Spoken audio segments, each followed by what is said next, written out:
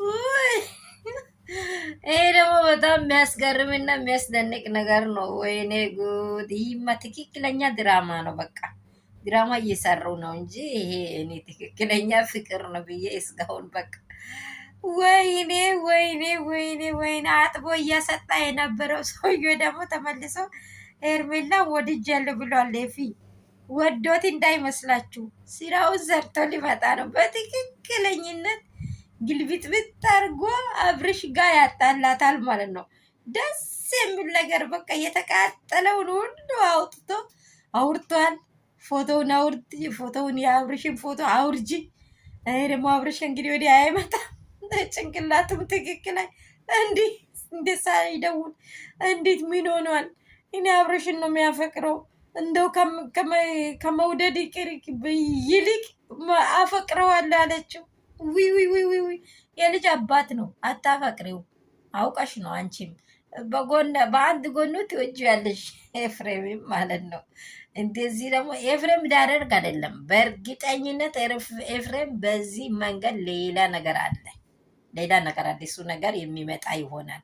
በቅርብ ቀን ይሄ ደግሞ ጉዱ ይወጣል ማለት ነው። አብርሽ የሌለበት ሰዓት መጥቶ ብጥብጥብጥ አርጓል ቤቱን። አልወጠም ብሏል። ዋጠች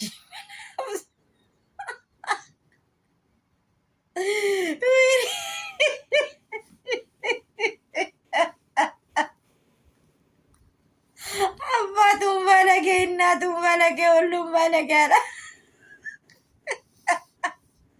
የመጨረሻ ጊዜ መጣ ምናምን ትሉ ሰዎች እኔ እኔ ሌላ ነገር አታስወሩኝም እና ይቅርታ አድርጉልኝና ማለት ነው። ኤፍሬም የሆነ ነገር አለው ጀርባው። እዛ ለመሄዱ ራሱ በቃ ዋጋ ሊያሰጣት ነው። ምን ይው እንደዚህ በቃ በጨራሻው ላይ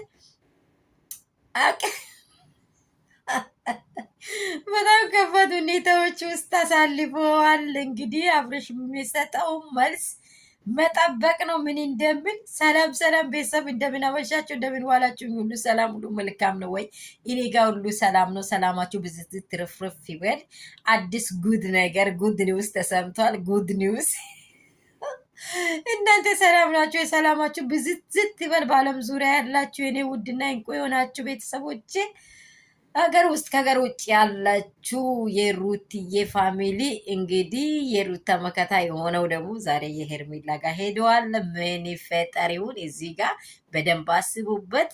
በሌላ ምክንያት በሌላ ብልግና የሄደ አይመስልም። ኤፍሬም አንድ ጉዳይ አግኝቶ ነው የሄደው። አይኖርም አንቺ ጋር ብሎ 4 ለቅቷታል። እንግዲህ ምን ይፈጠሪውን አብረን የምናየው ይሆናል ውዶቼ። ይህ ፔጅ ደግሞ የሚደርሳችሁ አዳዲስ ሰዎች ላይክ እና ሰብስክራይብ ማድረጉን እንዳትረሱ። የመጀመሪያ ደግሞ ውድና እንቁ የሆናችሁ ቤተሰቦቼ ሼር ላይክ እያደረጋችሁ ቤተሰብ ሆኑልኝ። ሀሳባችሁን በኮሜንት አስቀምጡ።